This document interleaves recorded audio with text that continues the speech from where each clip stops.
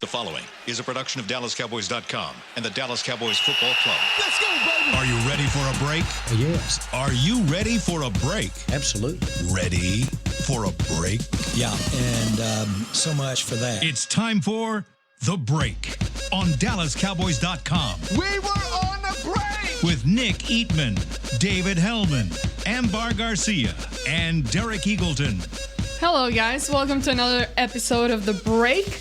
Today, there's no more guessing. There's no more guessing about the draft. We already know all the picks, and we're going to break it down one by one and go over who these guys are and how do they affect the guys that are already here. How do they play into the whole action? But before we get into it, how are you guys doing? I'm doing well. I'm delightful. Good. You sounded like you were kind of just annoyed with the whole process of like, not annoyed, but like, hey, who's it going to be? Who's going to be? Now it's like, we know. We're done. We know. I thought it was going to be a quiet draft, but then on the third day, the Cowboys kept trading back, and they ended up with a total of 8 picks. So it's funny how you say the guessing is over. The guessing of who is over, and now there's even more question marks about like, can they But play? I know at least we know the guys' names. We got a group of guys. You don't deal well with uncertainty, do you? Not for a long period of time. If we're doing it for like a week, 2 weeks, the draft is like your nightmare, basically. It's just, especially at 58, that was a nightmare. I love it. I love the whole pre-draft process, like, figuring out who they like, figuring out who's out there, guessing. It's fun to speculate. But anyway, it's not meant for everyone. You had you guys talked about 300, 400 players in this whole process, and then to come out with 8 of them. Yeah. And had you heard of all 8? Heard of, no. No. Yeah, no, not all. I mean, no, because I'm not. Towards the end there. I'm not Brian, and I'm definitely not Dane. Dane did not have a scouting report on one player, and he was a long snapper. Oh, not one player than Cowboys. Talking about one player in the entire draft. Was he mad? He was pissed, and he said he was like I included the 6 best rated long snappers in my draft guide, and this guy was not one of them. Yeah. So like somebody reached on a long snapper, and Dane was pissed that he didn't do the homework. He was like, "It's gonna be fine, man. You got 253 of the 254." Yeah, they took a few guys that were kind of off my radar, but. Well, let's get it started. Okay, second round, they ended up going at 58 with defensive tackle Tristan Hill. Surprise here? Obviously, we were already talking about the position. This was a guy that was mentioned. I came in Thursday at noon, and I looked over, and Brian is sitting there looking at tape, and like he has the last 3 weeks or 3 months, 3 months, and he's got guys over his shoulder, and they're just watching Tristan Hill, and it was almost like, this was gonna, this is definitely gonna happen. In fact, the University of Central Florida called someone on our staff and said, "Hey, if you draft this guy tonight, just know that it's UCF. We don't go by Central Florida. We want to go by UCF or University of Central Florida." And I'm thinking, okay, that's fine, but are you going to call every team in the league? Or Probably. Yeah. Well, sure enough, here he ends up. So to say a surprise, no. If you pay attention, this team is not afraid to tell you who they want to take. If you read between the lines and pay attention to what gets out. I think like a week before the draft, we were like, nothing is for certain because there's 57 teams in front of them, but they are enamored with this kid. They value 3 technique and right defensive end. Those are the positions that Rod Marinelli's obsessed with. I know, to be perfectly blunt, there's a little bit of a backlash about the pick. I think there were probably guys with higher pure grades on the board. I don't know that for sure, but there probably were. But they value the hell out of that position. They need it. Malik Collins is in a contract year. Basically all of their defensive tackles are in a contract year, and they think that this can be, they haven't had a pure, sack getting 3 technique since Jason Hatcher's contract year in 2013. And they think this guy can be that, and they thought it was worth the pick. A lot of people disagree with them. There's no way to know for sure, but right. They circled this dude's name with a red Sharpie months ago. Yeah, they haven't addressed the safety position at a high pick, first or second round in a long time. And it's because they don't want to. I mean, they clearly just don't value that position at that price. And Reminds me a lot of nose tackle too. Yeah. Like they're never going to draft a pure nose tackle in the first round. Was it Jerry Jones who mentioned, okay, if you have a great line, putting in pressure in the quarterback and getting to it, that really helps the safety position, and it's a domino effect. From what it sounds like, and I'm sure this has been told on yesterday's show and some of the other shows, but I mean, it sounded like they got in the room and Juan Thornhill from Virginia was the guy that they were wanting to take, and they went around and I think they just felt better at safety, better with the guys that are there with Heath and Woods. Than maybe they did in the long-term process of the defensive tackle position. They just felt better at what they had. It's another reason I love the draft so much. It creates these subplots. Like every year, we know who they liked and who they might have taken this year. So all eyes will be on Juan Thornhill in Kansas City to see how he does. If he becomes an All-Pro, that's going to be interesting. Famously, they picked Taco Charlton over T.J. Watt. Looks like a pretty bad pick right now. They picked Zach Martin over Johnny Manziel, and that was a great idea. Zeke and Jalen Ramsey. Every single pick could have been another guy. So for the next 4 years, we'll have a close eye on Juan Thornhill to see if they were right about this decision. Who was Leighton's guy? Ridley? Probably Ridley or DJ Moore. That's a good question because I think they were so hell-bent on Leighton Vander Esch, which, speaking of safety, I say that all the time, is they could have traded up for Derwin James. Like, it's pretty obvious that if Derwin James had been there at 19, they still would have taken Leighton. Yeah. That's how much they thought about him. So that's a tough one right there. They both guys. look like they're going to be really good players, but I can't knock the pick based on how great Leighton was. And you say I'm probably Ridley or DJ Moore if I had to guess. I think all the way back to Zach Martin in 2014. It's the last time I kind of think that we were a little surprised, maybe, or he came I don't know about out of nowhere, but there were so many defensive guys they wanted that it's like, well, I'm not sure who they're going to take, and they took Zach Martin, and it was somewhat of a surprise. But the next few years, Byron Jones in 15, Zeke in 16, Taco was a surprise. That was a surprise. I don't remember who was there. Yeah, we knew thought it might be that big tall corner.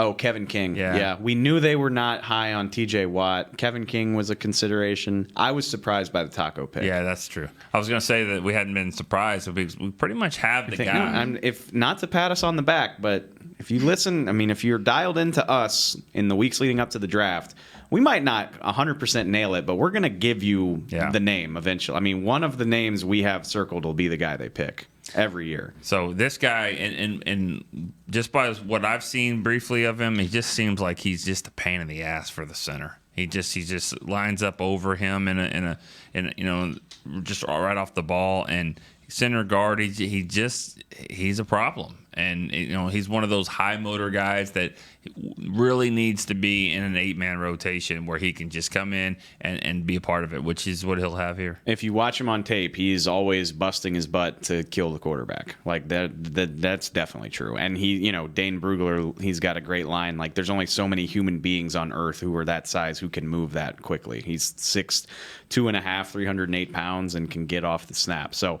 I get why Rod Marinelli's enamored with him. I totally get it. Mm-hmm. I might have drafted a safety in that spot, but they don't care about my opinion. So I would have taken a safety too, but this draft more than any shows us that, and I know we're going to get into the next picks too, but it's about right now, but I think they did some projecting here in the future of like what this team's going to look like in a year, and really glad that we did this and this and this because of that. Well, I thought that Rob Phillips wrote a pretty interesting article on DallasCowboys.com, where he mentions how this team has been picking for several years, how they reconstructed their offensive line, and how that came out to be pretty solid during the end times of Romo and then transitioning into Dak Prescott.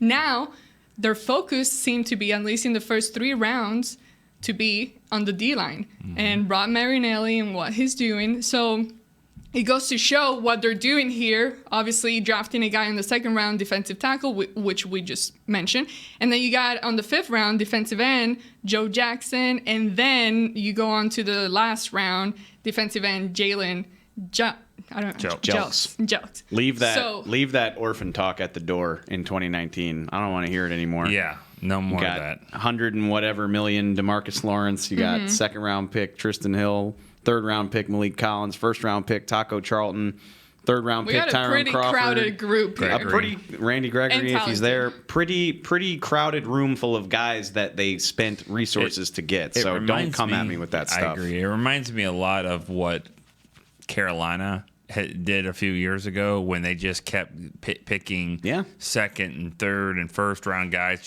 just loading up the defensive line, and before you know it, they have a really good team. Now it didn't last for that long, and they didn't. It never does, I know. unless you're in Foxborough, Massachusetts. It just never lasts that long. But it seems like this is the year for it. I mean, you got so many guys within the group to compete. A And really good player is going to get cut from this defensive line in September. Like, there's just not enough. Yeah. There's not enough space. Even if they keep 10, you're probably. I mean, you drafted 3 defensive linemen this year.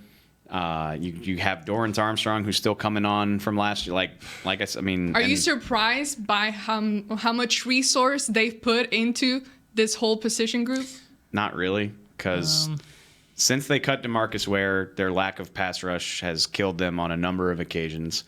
Rod Marinelli clearly has a ton of influence in this organization, and he's a pass rush guru. So, no, it doesn't surprise me. And if you think about the end of the season, I mean, the whole David Irving thing was weird, but there was always a spot for him. And if Irving ever showed up to practice and was there for a couple of weeks in a row, and then he's ready to play, there would have been a spot. I don't know. He probably just takes, because remember, Karan Reed was playing, Daniel Ross was active, so there's a spot for Tristan Hill. David Irving's gone, Tristan Hill with his spot. But I think when you look at the whole 8-man rotation, let's just say that Gregory is active for week 1, which is going to be.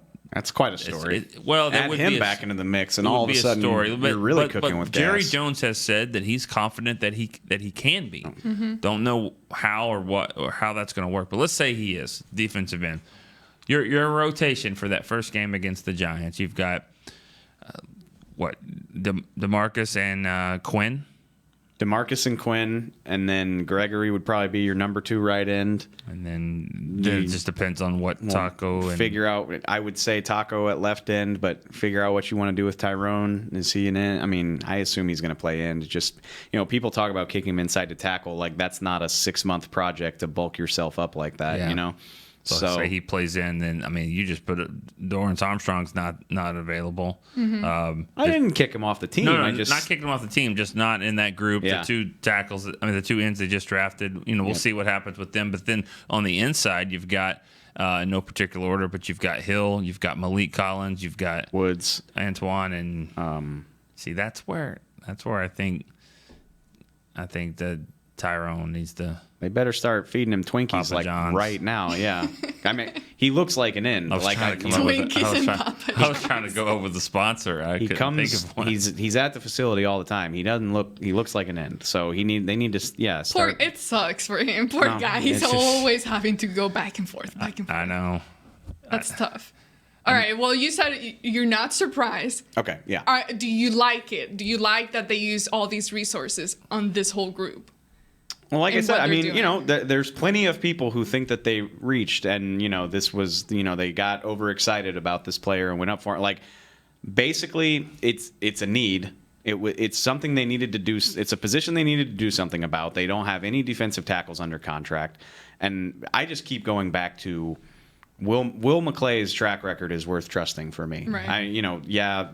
Taco looks like a bad pick, but basically every meaningful pick they've made since 2014, when he started running the draft board, has been pretty good. Zach Martin, DeMarcus Lawrence, Byron Jones, even mid-rounders like Anthony Hitchens, Damian Wilson, Jeff Swaim, Zeke Elliott, Dak Prescott, Malik Collins. Like, the track record is there. Anthony Brown, yeah. Xavier Woods.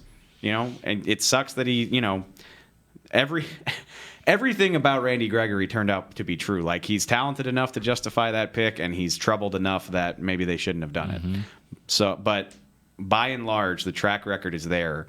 that I'm not going to kill them for thinking this guy's special. Like, I mean, until we have a chance to see him play, why? Right. I know tomorrow on the draft show at 11, Will McClay is supposed to come in and talk with them. And not only are they going to talk about this year's draft, but the 2016 draft. Because if you're talking about really evaluating what a draft is like, we can't evaluate this draft yet until they get on the field. Right.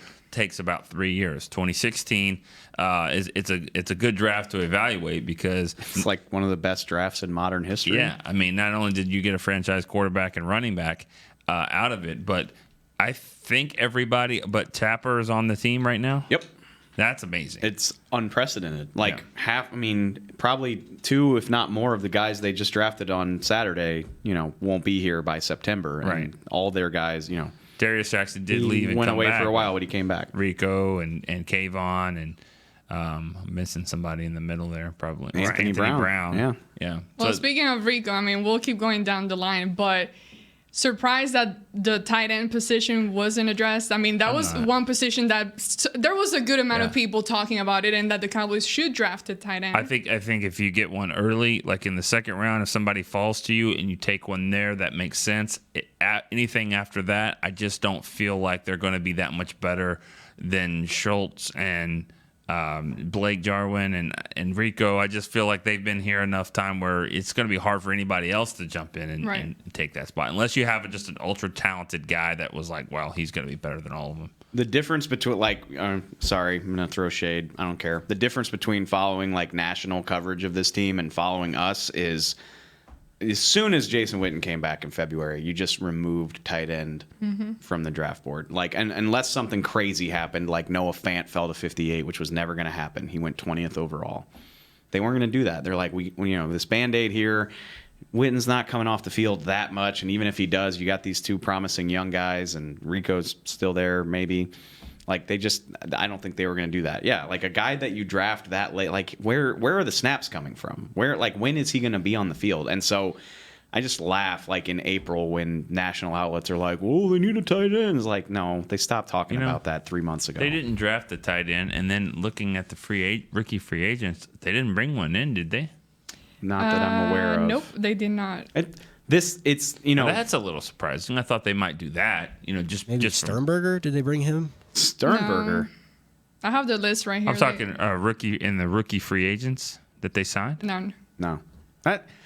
Sternberger was a second round pick, wasn't he? Yeah, he went to. Well, I thought they brought him in 30 visit. Oh yeah. Oh no, we were talking. 30, sorry, yeah. we were talking about after the draft. We're talking Oh, about. I'm gotcha. talking, My bad. Yeah, No, you're good. The rookie free agents that they signed, they usually will get a couple of those just for depth purposes. But they did sign a guy in the off season. It goes contrary to everything you're like, draft for 3 years from now, not for today. But again, Witten's here.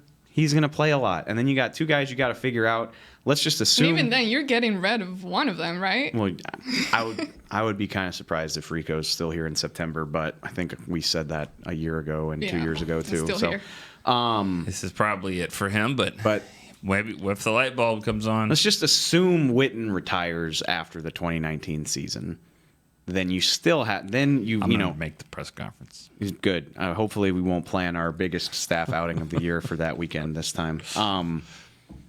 Let's just assume he retires. Then you've got a 3-year player in Jarwin and Schultz. So you've got 2 guys who can conceivably handle the job at least adequately. And then you have a chance to draft a guy high who can come in and get snaps immediately, rather than a guy who's just going to waste away and maybe even be like a game day inactive. You're supposed to make these decisions with the future in mind, but I just don't think it made sense for 2019 with Witten being here. Yeah, let's go ahead and take a quick break. When we come back, we'll dive into the 3rd round pick, a guard, and how this changes things up in the O-line.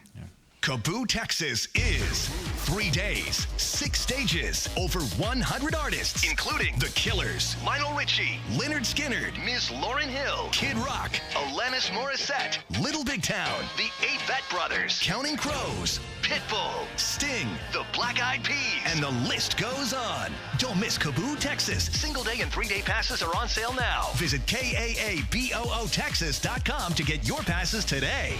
While a player could look good on paper, it's when he's out on the field that you really find out what he's made of.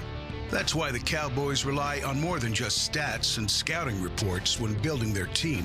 When picking a tractor, it's why you should rely on more than just specs and features. You've got to take it out and put it to the test. The Cowboys did when they named John Deere their official tractor. Experience one for yourself. Visit myjohndeeredealer.com/football. Do you want the most interesting, up-to-the-minute Dallas Cowboys news straight from the Star in Frisco? How about exclusive and on command? That's right, news and nuggets you can't find anywhere else. With our exclusive Cowboys content on Alexa, you can have all the answers, secrets, stories, and more. What's Stephen Jones thinking during a game? What's Joe Looney's favorite pregame meal? We take your questions to Cowboys players and coaches, and you can hear the answers directly back to you. Just say, Alexa, open Dallas Cowboys. Want to use what the pros use? How about the official men's skincare brand of the Dallas Cowboys, Jack Black? Right now, you can get the Jack Black Starter, a curated collection of Cowboys locker room favorites for just $10 with free shipping. The starter includes 4 Jack Black skincare favorites, plus a full-sized intense therapy lip balm. Go to getjackblack.com/Cowboys and use the code word TEAMJB. That's getjackblack.com/Cowboys. The Jack Black Starter, $10, free shipping. The excitement of Dallas Cowboys football is back at AT&T Stadium. The place is going crazy in Arlington, Texas. Don't miss your chance to see the Cowboys live when they host their NFC East rivals, the Eagles, Giants, and Redskins, plus the Green Bay Packers and more. Elliott works his way through and walks the dog. Single game tickets are on sale now. Get them before they're gone. First and goal, quarterback sneak. Prescott pushes up the middle. Touchdown. Visit DallasCowboys.com to get your tickets today. Back to the break. Welcome back. Now, like I mentioned before, we're going to discuss third-round pick, guard Connor McGovern. My favorite pick. Your favorite one? Why? No doubt. Because kind of what we just were saying about tight end, you know, they didn't need one. But they would have taken one if he was just so good that he was right there for him. And that's what I loved about that pick is I think that was the most disciplined thing that they've done. It's like they didn't, because it sounds like they had a higher grade than they did for Tristan Hill. So they took Tristan Hill because it was a high pick and a need. They're not going to mess with guard right here in the second round. It just doesn't make sense. But, man, if he's still here in the third round, go for it. We can figure something out here, and maybe this is one of those 2020 picks. But I thought it was an outstanding pick to get him, and then to show best player available really does matter. Maybe not in your first pick, but it matters. I think it would matter with your first pick. It just depends. It was fascinating. Their first 2 picks were like this blend between the two. It's like, well, it's really best player available with a need, but it gets to a point. It always gets to a point where you're like, well, I mean, what are we supposed to do? This guy is rated twice as high as anybody left on our board. Yeah.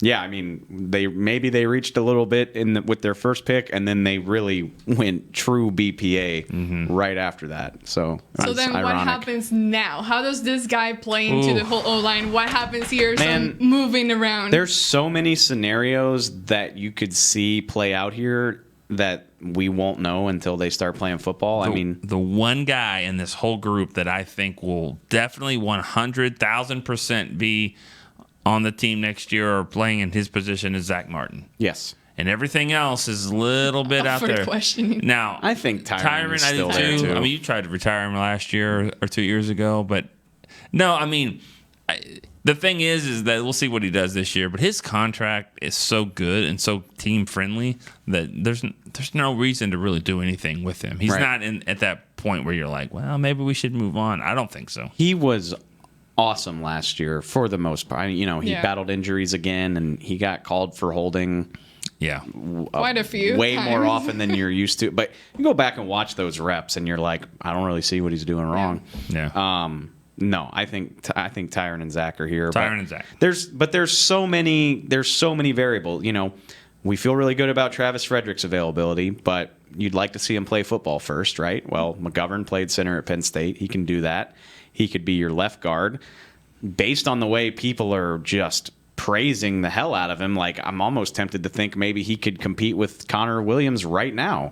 Having said that, Connor Williams looked like, he got in the gym this offseason big time. So, but well, they talked about moving him to Which tackle. that raises the question of, Lyle Collins more than likely isn't here next year. He's just, if he's remotely good this season, he's going to get paid far too much to stay. So you could move Connor Williams. Do you move Connor? We talked about this morning in the office, just kind of shooting the breeze. Like, do you just move him now so he gets acclimated and he could be your swing tackle? Or do you want, the proverbial best five that they love to spout and keep him there this year? And McGovern, McGovern's presence could be trouble for Joe Looney because they have the same skill set. They play all three interior spots, which nothing summarizes the nature of the NFL more than. And you did a great job, Joe. Thank you for saving our season and starting 16 games. But now we just drafted this kid that might take your job. And all that being said, if it's all fair and everyone's just competing at the same level, who's to say that with a full offseason, Xavier Su'a-Filo can't go in and be better than Connor McGovern or Connor Williams, at the guard spot. So. If it's anything similar to last year with injuries, everyone had something pop up during the season. Like, they're all going to get at one point some playing time. They beat that down during the post-draft press conferences. Like, we learned last year, like, as good as you might think a group can be, just keep adding talent to it because you never know what's going to happen. And that's true. I believe that. But like you just said about Connor Williams, he's obviously been in the gym this year to play guard. He probably is starting to look like a guard. But if he was going to be moving out to tackle, then maybe it's a different. His shoulders are awfully broad. Like I don't know. Which I'm not an expert on that, but he looks like a guard right now. That's what I think. But Jeff Kavanaugh was with us on Saturday. He was like, "Why can't Lyle be your left guard in 2019 and move Connor Williams to right tackle?" Now. Yeah. And I don't know. I don't see that happening. Maybe McGovern is your center of the future. Maybe that's it too. Maybe it's like, hey, let's see how this goes with Travis, but we never know. And maybe he's going to be. Well, we never know. So what if the answer to your question is that Travis goes back to making Pro Bowls? Okay, well then now McGovern's a guard. Yeah. Which position was his main position? That's a good question. I think it was guard. Guard, but he played center pretty extensively too. I mean, I know that I just talked out of both sides of my mouth, but he did both. So I had lunch with a scout the other day. Was just talking, and he said this doesn't leave the table, but I'm. So you're going to say it on a podcast? I'm taking it from the table. He just loved the pick. He just said that was my favorite pick too. He was like, he's so smart. So that's your favorite. No, I said it that night. Why? Like, that's not even juicy. Oh, you drafted a guy at 90 that you graded at 35 and you love the pick. Oh man, don't tell anybody that. That's just close, top secret information. That being said, you know exactly who I was talking with. I do. Probably if it's somebody like, don't leave the table here. Yes. Wasn't anything crazy, but I like that pick then because I do like the best available. I like the saying, you know what, we're gonna do that. Mm-hmm. First, second pick, I like best available need. After that, go with best available player. Anytime you get an insane value, it's fun. Yeah. I think McGovern's probably the favorite of a lot of people on that side of the building because he could have been people say he top 50, top 60 pick, and you got him at 90. See, what I love the most about it is not taking him at 90. It's not taking him at 58. So it's talk about being hypocritical here. It's like he's the highest rated player you have because I think that best available players sometimes can be BS. I really do. It's like, if you had the quarterback rated high, you're not taking him. So we know it's not always best available. You do need to go with needs. So they showed that in the second round, but then they wiped it off the table in the third round. They said, all right, now that's what I liked about it is that it kind of shows that it's not always best available player, but it can be when the time is right. It's kind of like Gregory back in 2015. I'm not taking this guy with all his problems at 28. No way. What, he's there at 60? Get him on the phone and call Charles Haley and get him on the phone and let's make this happen. That would have been a terrible 28, right? 27. 27? But yeah, for sure. But then get Byron, and he's been solid, and so he's been good. He's been solid. It is very hard to predict what Connor McGovern's presence here means right now, but I think their offensive line will be better for it.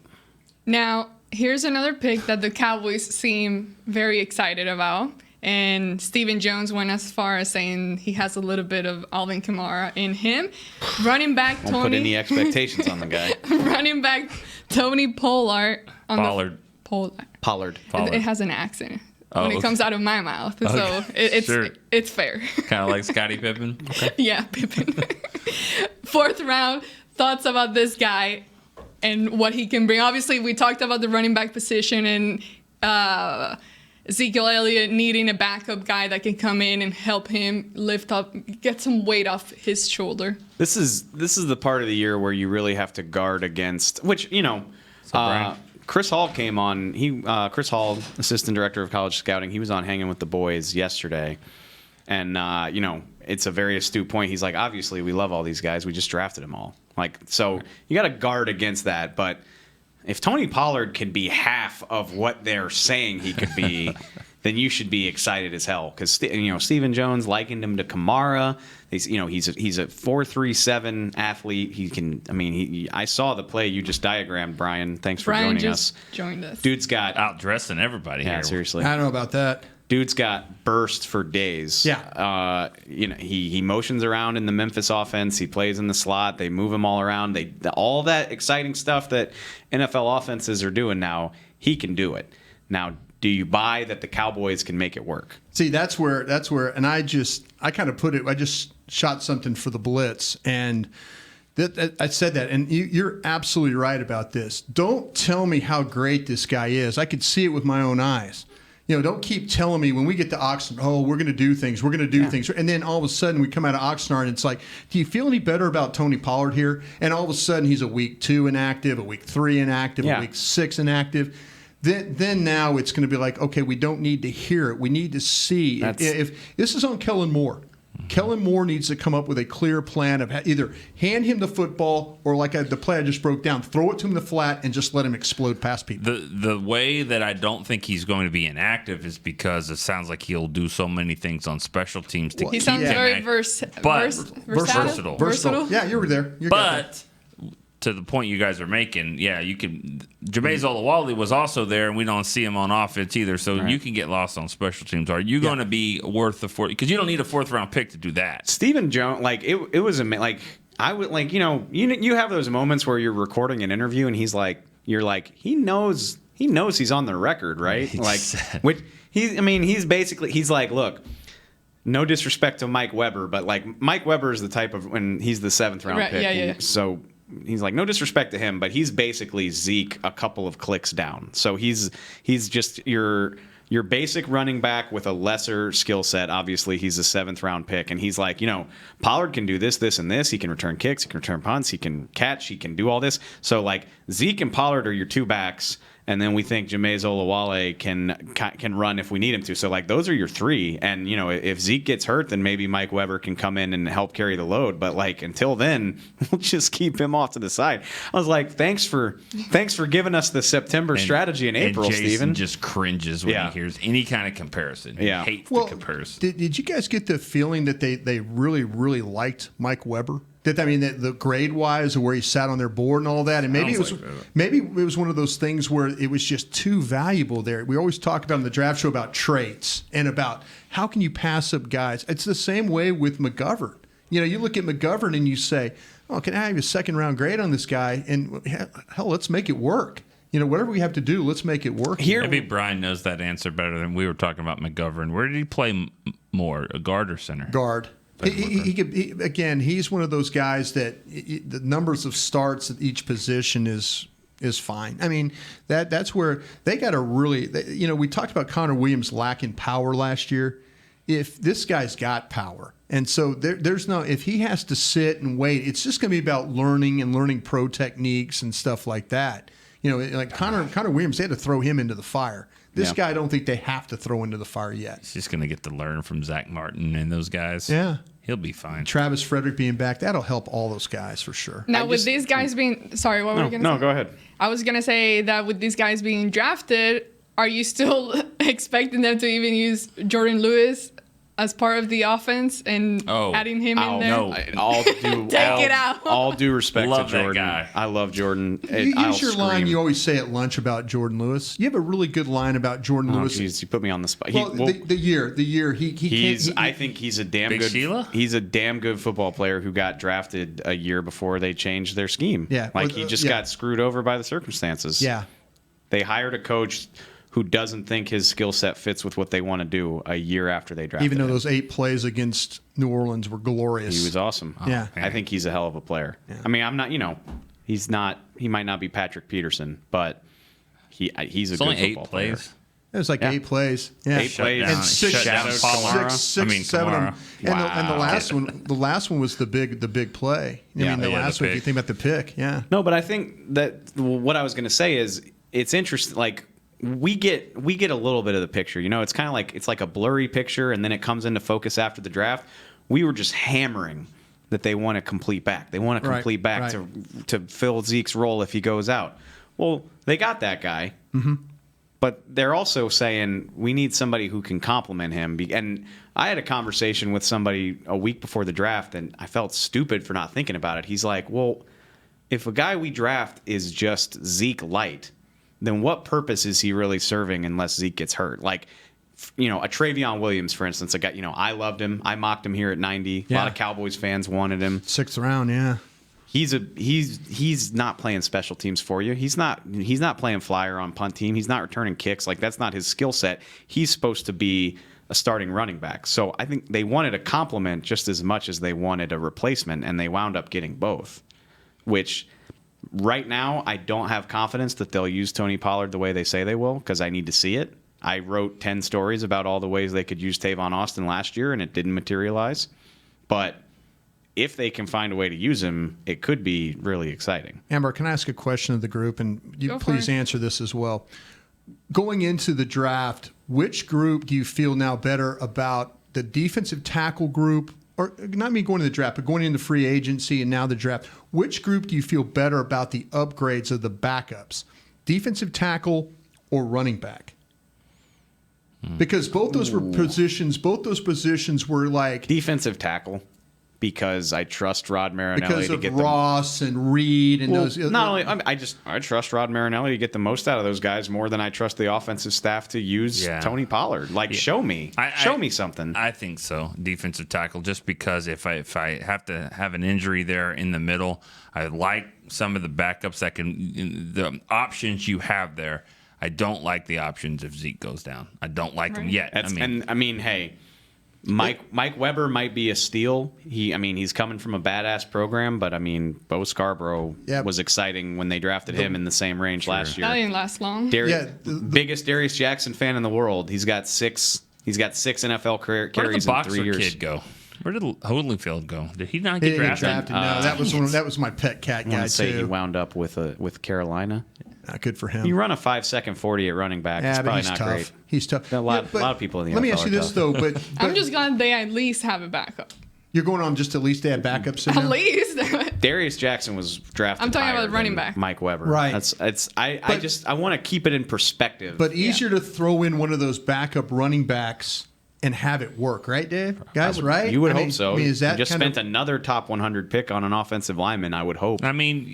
Yeah, when you look at DeMarco Murray set records here, and then he left, and then McFadden came in and had one of his better years, and then he left, and then Zeke's led the league 2 out of the 3 years that he's been. You think if Zeke, which knock on all of the wood, but if Zeke went down for a significant period of time, you think they would roll with what they have here? I think they would. You think so? I don't think I buy that. Well, I think they would because they obviously have enough draft faith in the 2 guys they selected. From where I know where those guys sat on their board, they have faith that those guys can come in and plug and play if they had to. I really believe that. I don't know if I'm supposed to say this. I'm going to say it anyways. I'm really glad they drafted 2 backs because if they didn't, I think Alfred Morris was coming back. And I don't really want that. Jerry said it. He was like, Alfred, exactly. No, but he just said, we'll get a free agent running back, and there's only so many available. Is he still out? But see, the thing about it is, Dave, you went back and said this even during the draft show that the prospects of the free agent running back was not great. No, it's not. So why not go ahead and say, you know what, Pollard, Weber? I'm just saying. Darius Jackson was drafted higher than Mike Weber was. Bo Scarborough came from Alabama. He came from a big program too. Fair points. Okay, I'm get confused excited. now. Hold on. What? You guys are just confusing me. Why? Because all this talk about, it's so easy to find the running back, and they're out there in the draft, and it's easy to bring them in. That's an easy position to replace. So what's up now? All I'm telling you is that the narrative changes from April to September. It does every single year. I mean, we got to see these. Maybe Mike Weber might blow us all away. I don't know. What's the argument here? What I don't really know. What are we arguing? Oh, no, I don't even know. No, we're good. I think. I think the point is, though, if something were to happen to Zeke, I think they would be okay. I think they would. Now, we would question every single step. You're already questioning the fact that they're not going to use Tony Pollard right. I just want to see it to believe it. Because history tells you they're not. I've done the blind trusting thing. I'm done with that. I feel like an idiot when I sell fans on being excited about a guy. Dave's worried at this year he's going to fall for something at training camp. We all fall. I'm tired of it. I'm tired of falling for stuff at training camp. Oh my God, I can't remember his name right now. Wide receiver. Tavon Austin. Yeah. All this great talk. Back. Web back. Yeah. All this talk about him and how they can use him so many ways, and you never really saw it. People take it out on us when we spend all spring hyping guys up and it doesn't pan out. So I'm done with that. You know Prove it to me. What's really happening is that nobody really thinks right now that they have a new offensive coordinator. Because they don't. Yeah. Now, because if you did, there's less trust in Kellen Moore than there are in these backs. I was gonna bring that. Well, I'm just saying because there's a new coordinator. We don't know how he's going to do things, but it's like everyone still feels like he's not a new coordinator. Do I trust? This is totally unfair. I don't care. I think I trust. Reckless. I think I trust Kellen Moore more than I trust Jason Garrett's willingness to let him loose. You know what I mean? If that makes sense. It's fair. Nobody went with you there. Yeah. No. Dead air. I don't care. No. I don't trust Jason Garrett to let a first-year offensive coordinator get crazy. Not really. Well, no. I mean, and he better think about he better figure out something, or he's going to be bye. Well, but he can't just say like you got it. He's going to be like, all right, let's see how you got it. If not, all right, let me see. Shore up that defense. Do you feel better now about Kellen Moore or Scott Linehan last year at this time? Probably Moore. Kellen Moore. Probably Kellen. Is it just because you got so tired of Scott Linehan? Yes, just because it's new. Yeah. How about you there, Garcia? Hopefully new. Let's go ahead and take a break. we gotta get to break. Let's take a break. When we come back, we'll go down the rest of the draft pick. What? Your new apartment's big. Such a great deal. It's okay. Just okay? What's not to? Right above the subway. Well, I bet you don't even notice it after the... That's my neighbor, Angus. A deal that's just okay is not okay. Get a great deal with America's Best Network. Come into an AT&T store and learn how to buy one smartphone and get a second one on us. Based on GWS 1 score, September 2018. It's time for Tailgate with the OtterBox boys. OtterBox, the makers of those crazy protective phone cases? The one and only. They're also wild about protecting parking lot parties from sad drinks. It's why they made elevation tumblers. Rumor around the crockpot is they're made from stainless steel with a copper lining to keep temps hot or cold. True, they even come in 7 different sizes, up to 64 ounce, the growler. I like how OtterBox drinks. Thinks. And that's been Tailgating with the OtterBox boys. Check out all the colors and sizes of their elevation tumblers at otterbox.com. A man's Stetson doesn't just protect him from life's elements. It projects an unstoppable and legendary spirit, just like the men wearing silver and navy on the field every Sunday. Since 1865, Stetson hats are American-made with pride right here in Texas. They are still the official crown of all self-respecting Cowboys. And Stetson is proud to be on the field with America's team. Find Stetson hats in the Pro Shop or at Stetson.com today. Star Sports Tours is the only official fan travel partner of the Dallas Cowboys, offering exclusive game weekend travel packages with sideline access and photo ops with current players, alumni, and cheerleaders. That's not all, though. You'll get to talk X's and O's with Senior Director of Player Personnel Will McClay, and of course with yours truly, me, Brian Broaddus. You can trust the official fan travel partner of the Dallas Cowboys, and with us, you'll travel like a pro. Visit cowboystravel.com to book your travel package today. Back to the break. All right, we have 2 guys left, and hopefully we get to the undrafted free agents and hit that a little bit. So let's move on to 5th round pick, cornerback Michael Jackson. We have more than 2, don't we, left? Well, we covered Weber. Yeah, we've been talking about other positions. So you guys, I came in late, so you guys were hitting all the picks. So we have we have the secondary. Way to left, mail it in today, Garcia. Mike Jackson. No. Mike. Let's talk about Mike Jackson. I'm calling him Mike. Okay. I'm going to call him Mike. If that's his name, that's his name. I just really was so uncomfortable when we're like, we've got the secret audio of Michael Jackson. I'm like, I don't like this. Yeah. Like, I don't like it either. You can't be changing people's name either. I know, but I think he says he goes by Mike. True. I think he goes by Mike. All right, anyways. You just want to be starting something right now. That's stir it up, chick. You want clicks, don't you? Good point. Sorry. Fair point. I don't even know if we all got it in the room, but that was one of the better ones. Good job. Thank you. How funny. It was. It's interesting. And we talked about it on the draft show. Like, so many of these Isaiah decisions, Johnson decision. So many of these decisions look like they're geared toward 2020 because you don't need this guy right now, which you might. Stephen Jones kind of slipped that in there on Saturday night. He's like, well, we think Byron will be ready for the season, but if he's not, it's like, whoa, hey. Which Don't was say weird that. because usually they're pretty confident, or they'll act pretty confident. You'll be ready. Byron's on crutches right now, so Yeah, he walked by me at the lunchroom yesterday. He's on crutches still. Yeah.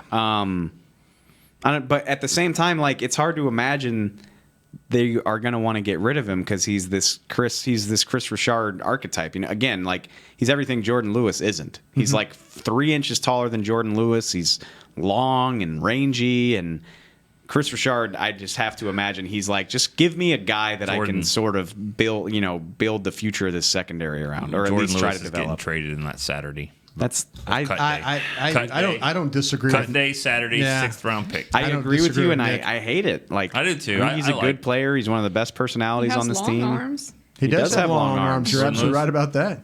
Tentacles. Yeah. If this guy's worth, glad you got that right. If this guy can play worth a spit, then I agree with you. Because he fits it, Were you about Alumba?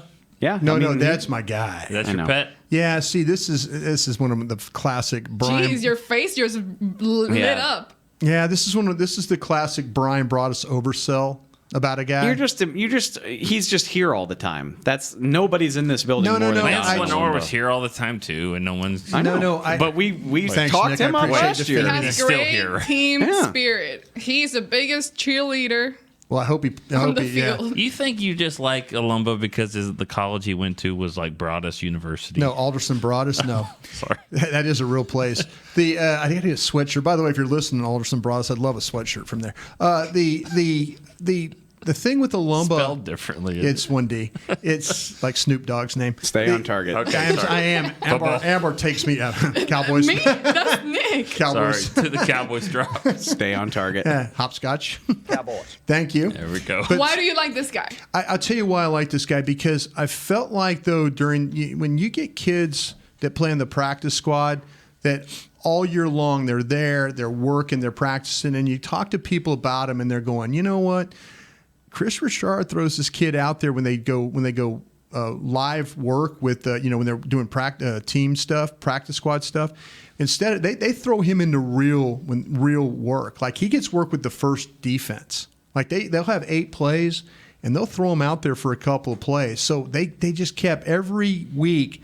They gave him a little more. They gave him a little more. Him and the kid Ward, they got traded to Kansas City right before the Houston game. Yeah, Charvarius. Those were 2 kids that they were really holding on. I mean, they were really like, hey, we got 2 good young corners that we're going to develop here. And, this happened. Kansas City did a great job of picking. What did they get? Oh, they got a guard. The guard that got hurt he got blood on his knee. Yeah. He hurt his knee. So he's out. But yeah, he's gone. Man, I cut him. I think they let him go. Yeah, he's gone. He's gone. So he's still not just eating in the no, training he's table? not. No, he's not eating the training table right now. Huh. But that's why I think with Alumba, I just keep an eye on him and Kyle Cuero are 2 guys on defense. I think you're right. But that goes to my point, which is you got to think they have a similar plan in mind for Jackson. Yes. Which that leads me to believe that they're going to try to find a way to get him on this team. Right. And there are ways to do that. They only carried 4 cornerbacks at the start of last season. They've carried as many as 6 in the past. Right. So I always thought it was 6 and 4, but you said last year it was 5 and 4, right? They've done 5 and 4. Yeah, they went light last year. They've done 5 and 5. They've done 6 and 4. Yeah. So there's ways to manipulate it, but his build and the uncertainty at cornerback in the future, just, I think they're going to try really hard to make sure he's here. The Westery kid, too, from Kentucky. Chris Westery? Yeah. And again, I know it's a free agent guy, but here's another this guy's 6'4.5". Like, this position group is about to be the tallest on the team. Yeah. And I feel bad for my guy Jordan. Like, it's hard to... He's going to look way out of place. It's hard to figure out a place for him. Yeah. So sad. Which, let's not bury anybody in No. It's May now. Yeah. All right, well, let's move on to the safety position, position we've been talking since forever, and the Cowboys decided to address it in the 6th round. They drafted Donovan Wilson. Thoughts on this guy and what he can do once he comes in here? Kayvon Frazier. That's what he looks like to me. Looks like a Kayvon Frazier, a big guy. Yeah, I broke down a play the other today again for the show that where he's playing like in the middle of the field, and then they run a route inside where he reads the slant all the way, and then he drives and really offhand play, and I'm thinking, gosh, if he could just come in here and do that, that would be. Didn't you say like coverage is really not his strong suit? Though? No, and that's something new. But when you talk about the scouts, always use the word click and close. Is when they backpedal and they hit and then they go. He's got that ability though to come forward. When you talk to the scouts here about him, they are like they just think they stole one. There. They are like They love Chris Hall was. Chris Hall sat in this seat and said like that's his pet cat from this class. Will McClay. Yeah. He does the one time a year he's willing to do the media rounds is right after the draft. He's coming on our show tomorrow. Yeah. He did an interview with Calvin Watkins of The Athletic and was like, this guy has Cam Chancellor-like traits. Yeah. What? Which Albert Kamara, Cam Chancellor, Super Bowl for the Cowboys. Get ready. I love that we just compare. I saw Will in the training table yesterday. Just want to make sure you quoted him right. I was like, do I have this right? Like, I don't want to say this if that's not what you meant. And he's like, no, that's what I meant. Like, he's like, I'm not saying the kid is Chancellor. I'm saying he's got those type of traits. And I was like, but you realize that you run the draft board, and when you say that, it carries a lot of weight. And he's like, well, sue me, basically. Like, that's just how I feel. Like, I don't know. I was like, okay, man. Like, just telling you, like, you're comparing this kid to Cam Chancellor. So no, I have it on good authority. Chris Richard was handing out bear hugs in the war room when this kid got picked. So again, this is the time of year for crazy optimism. I'm not telling you that you should believe the things that are coming out of these people's mouths, really, but that's how they feel. See, this is going to be a difficult year for this young man. And I'll tell you why, because you got veteran veteran safeties. How much love is he really going to get? I mean, people really trying to help him, develop him. Yeah, it's going to come from Chris Richard and those guys like that. That's where the development will come from and the teaching. But that poor kid's going to feel alone at times, I bet. Probably. Because you got Kayvon Frazier. Veteran safeties that are on 1-year deals. Exactly. They're not interested in trying to help They're not trying to help this kid Wilson get any better. I will say this, though. I know it sounds selfish, but that's reality. It's human nature, yeah. It is fascinating, though. Xavier Woods is the only safety on this team with multiple years on his deal. Yeah. And all of the other, Kayvon's on a rookie deal.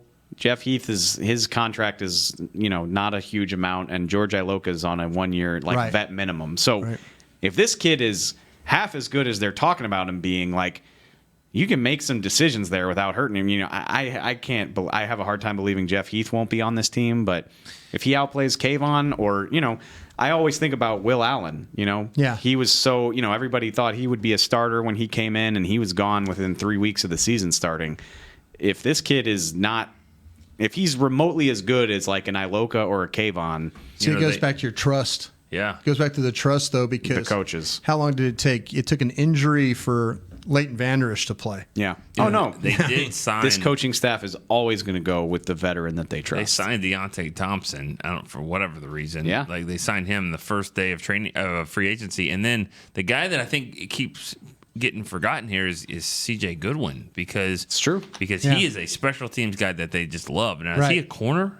He's he's more of a corner than he is a safety. He's just a special teams guy. Yeah. But I mean, I have a hard time thinking he's not going to have a spot. I feel like we say this every year, but they're gonna have a hard time cutting this thing down. Yeah. Well, we're running out of time. We don't have to go under the whole undrafted free agent list, but we know that undrafted guys. No love for Joe Jackson. We talk about Michael, but no Joe. Hold on. We did talk about him. We did talk about Joe.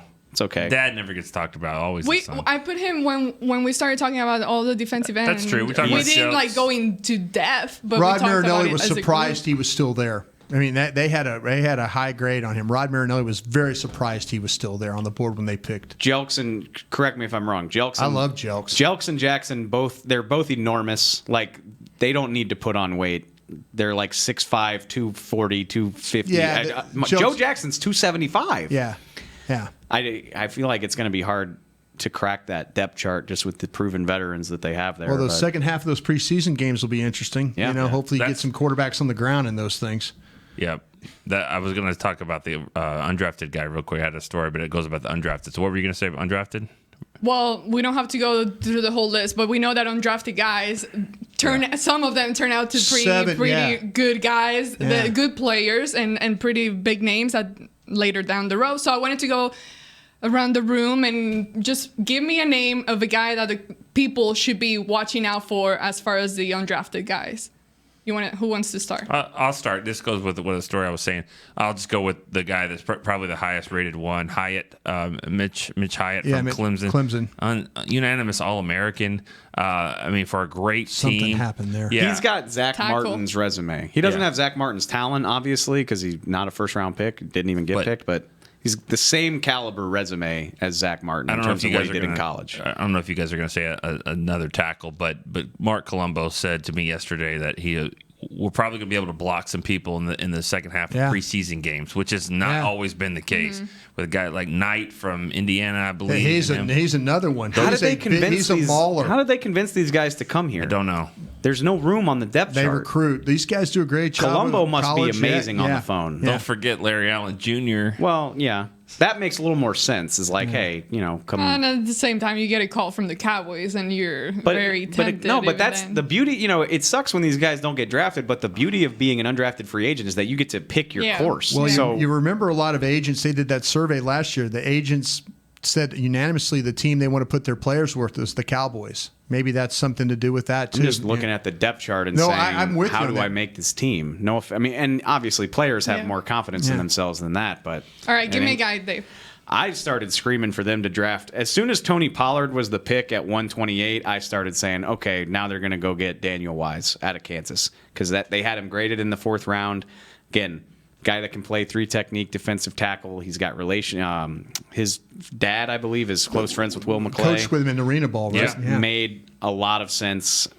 And so this is a defensive tackle who has a 4th round grade coming into a position where there's not a lot of long-term stability. A lot of, Kerry Hyder's here, Christian Covington's here, Malik Collins has a year on his deal, but a whole bunch of guys. Forgot about Hyder. Yeah.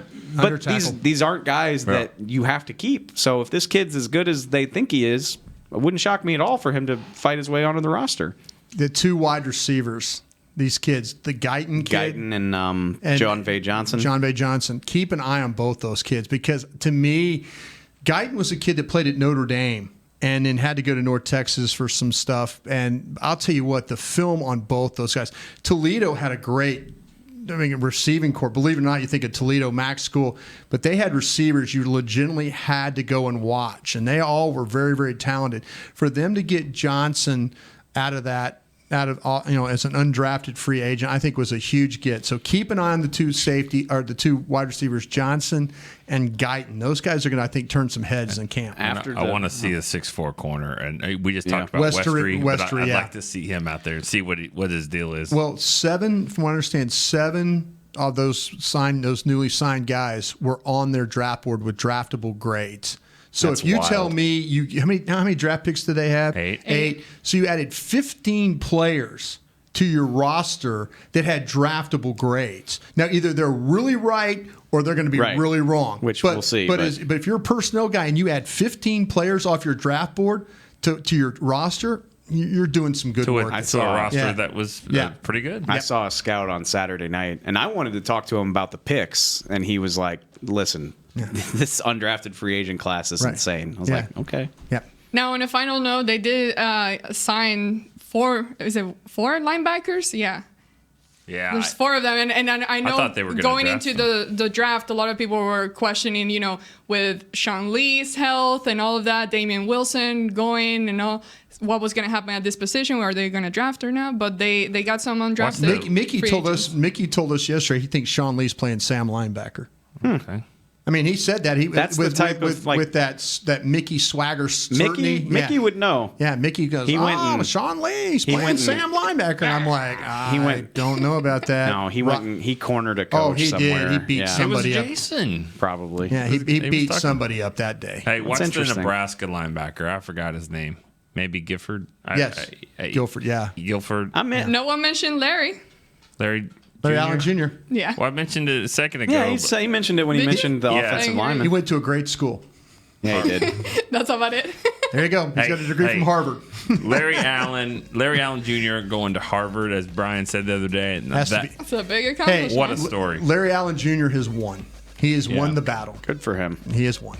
All right, well, that is all the time we have for today. Thank you guys so much for tuning in. Thank you, Brian, for joining us today. We'll be back next week on Wednesday for another show. Oh, remember the draft show? They're having Will McClay in there. And we got Periscope at 4 today, too. Ask him some tough and good questions, okay? Put him on the spot. Make him nervous. All right, for Nikki Mint, Brian Broaddus, David Hellman, Amber Garcia, this has been The Break on DallasCowboys.com radio.